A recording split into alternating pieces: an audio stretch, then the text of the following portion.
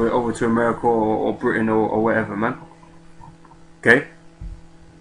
The Esau, so-called white man, is the prince and power of the air. Okay.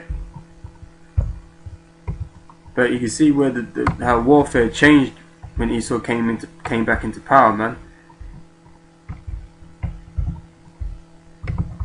Okay, now it's not even a case of just bullets and things. Now he's got tanks. Now he's got fighter jets. You know, he's got laser weapons. He's got all kinds of different fucking weapons, man. But the ones that are just out in the open, you know, they're formidable as it is to most nations, man. You know, you got Iran coming up now with their own shit, with their speedboats and submarines and shit. Okay, you know, now it's about who's got the most nukes, man, the biggest nuke. Okay, weapon, you know, and drone strikes and shit. Now people they're not even sending people to war now. They're just sending drones over to the States and to drop bombs in the countries now, man. You know, he sort of just keeps stepping it up, man. Okay, but that's his blessing. That's why he was blessed with the sword. That's why people find it hard to touch him. It's just not, people can't take him on, man. Okay, but this World War III that's coming to pass, man, Esau is gonna get touched. Okay, America is gonna be broken, man. The greatest military on the face of earth is gonna get broken down. Okay, and you know, the world's gonna marvel, man, and be in fear, because this is the doing of the Most High, man. This, you know, this is all according to the Most High's prophecy, man. And the Most High's coming to finish the job and jack the rest of you fucking nations up, man. Alright. Okay, let's read this now. Okay, this is 20th century weapons. When the First World War began in 1914. Okay, let me pause it here 1 second. Okay, it says here, when the First World War began in 1914, it was impossible for infantry to advance without terrible losses because firearms were now so powerful. The result was a deadlock. By the end of 1914, both armies had dug lines or trenches with barbed wire and machine guns. Okay, you know, there's fully loaded, man, fully armed. Okay, you couldn't just have warfare on the field now, man. You know, you got fucking decent fucking trenches, man, to try and protect yourself, man. Otherwise you're gonna get mowed down. Okay, since 1915, the Germans used gas on the Western Front. At first they used chlorine. However, troops were supplied with gas masks. Finally, in 1917, the Germans used mustard gas, yet gas failed to break the stalemate. Meanwhile, in 1915, the Germans used the first flamethrowers. Both sides tried to destroy the enemy trenches with mines. They dug tunnels under the enemy trenches, then detonated mines to obliterate them. However, both sides used listening devices to warn them if the enemy was trying to do that. If they detected sounds of digging, they would dig their own counter tunnels into the tunnels where the enemy was making. A fight would then take place underground. The World War I was some fucking crazy shit, man. Now the world had never seen nothing like that before, man. Okay, and that was because of the advancements in this technology, man.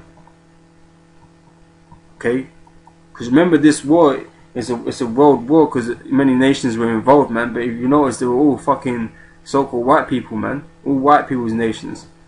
Okay, Esau having a fucking family war, man. Okay, that's what it was, man. Because they're all about war, man. That's why, man. They ain't about peace. This ain't about peace today, man. The chat is shit. It says, meanwhile, in 1916, the British introduced the tank. They were used in the Battle of Somme in September 1916. Unfortunately, they were too few in number and too likely to break down to prove decisive. Tanks were first used in large numbers at Cambrai in November 1917. In 1918, British and French tanks proved decisive in winning the war. Meanwhile, the first submachine guns were developed in 1918. Okay, so yeah, now it become mechanized, man. It wasn't about just the people on the ground now, man. You know, we had fucking like I said, man. You had the jets, the fighter jets. You got the tanks now. You know, all adding to Esau's arsenal, man. One new weapon in the First World War was the U-boat.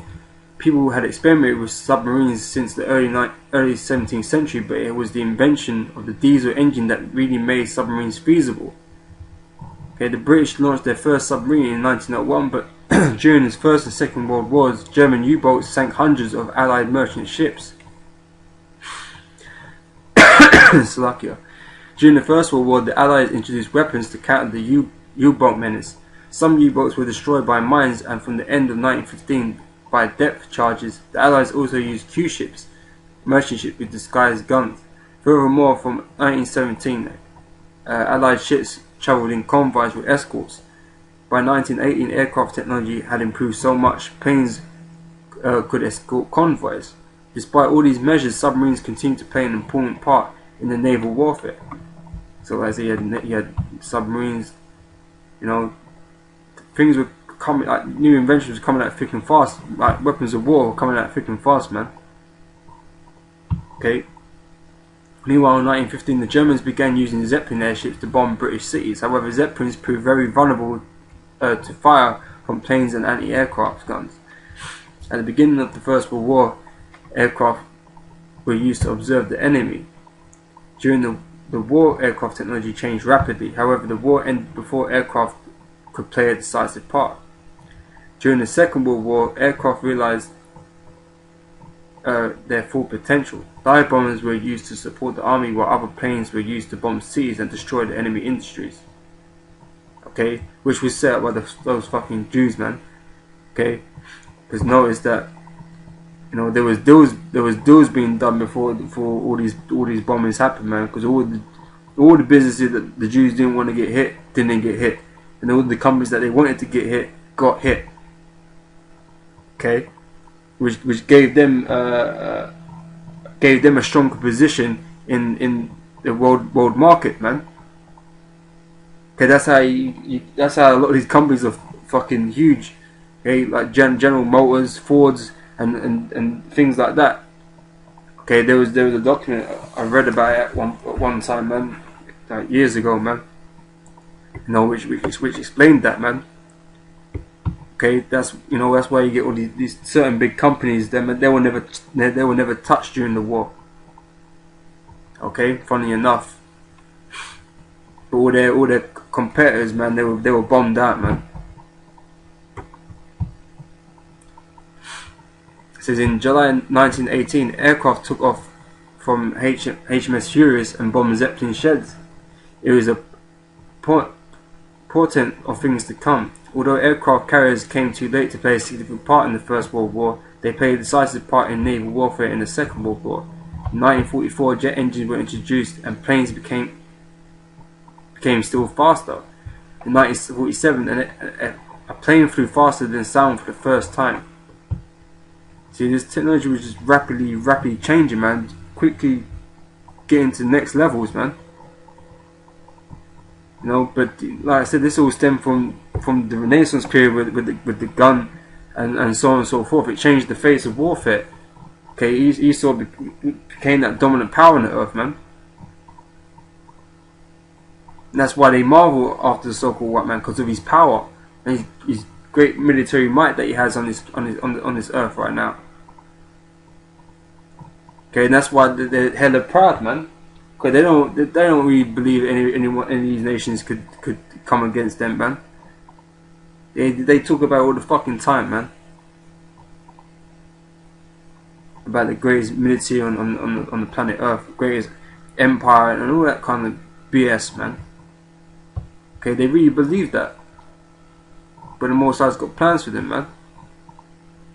Okay, I don't think there's much left on this document. I'm going to get back into the scriptures, okay. It says that during the Second World War, tanks continued to play a dominant role despite the development of anti-tank guns. However, during World War II, there were two new developments. The Germans began using rockets. On 13th June 1944, they launched the first V-1 flying bomb, More dangerous was the V2 rocket. It had a range of 200 to 220 miles. It rose to a height of 50 miles and traveled over 2,000 miles per hour.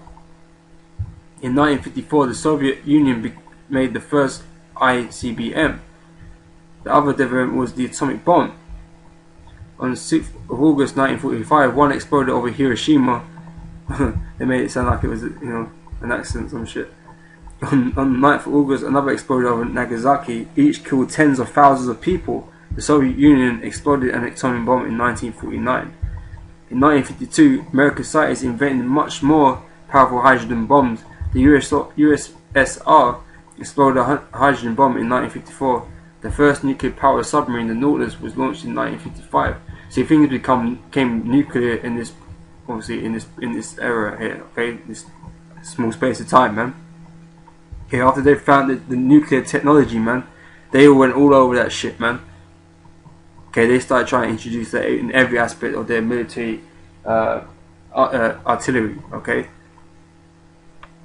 but it was this one in particular. Okay, fuck all the other shit with the tanks and planes and rockets and shit. It's this technology that they got their hands on, which is going to eventually destroy them. The Mossad has made them discover this technology to destroy themselves with, man. Okay, what they thought was a weapon for them is really a weapon for the Mossad to use against them, man.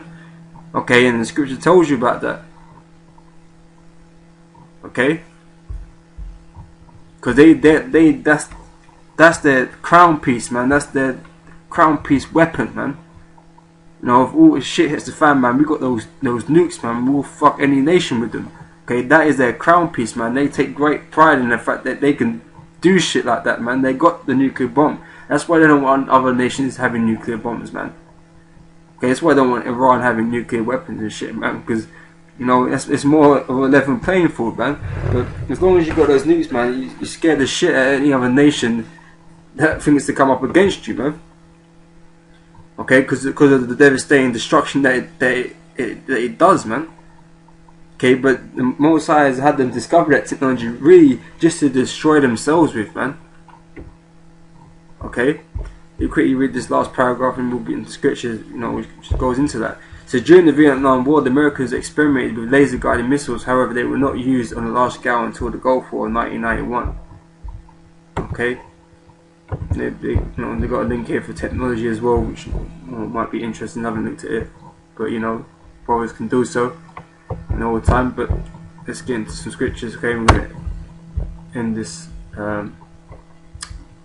lesson soon. Okay, this is Isaiah 9 verse 5. It says here,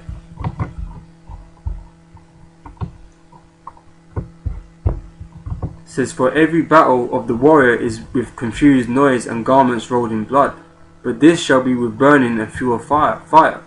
Okay, because traditionally, like I read for a long time, the wars were carried out with swords and shields and shit, man, and being on the battlefield shouting, and all you hear is commotion. Okay, shields clanging, swords clashing, and screaming and shouting, man, and blood everywhere.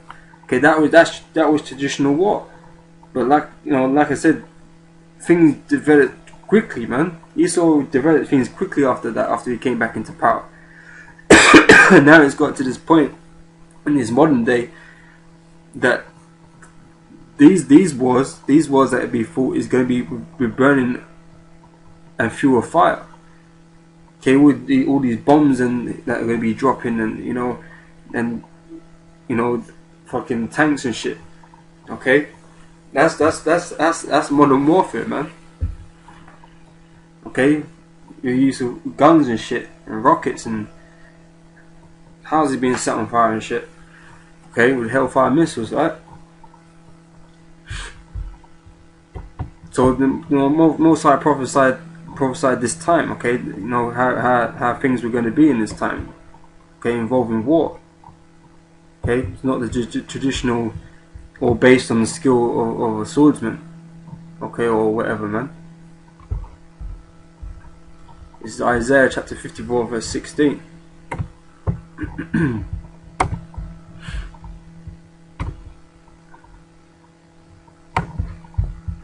It says here, "Behold, I have created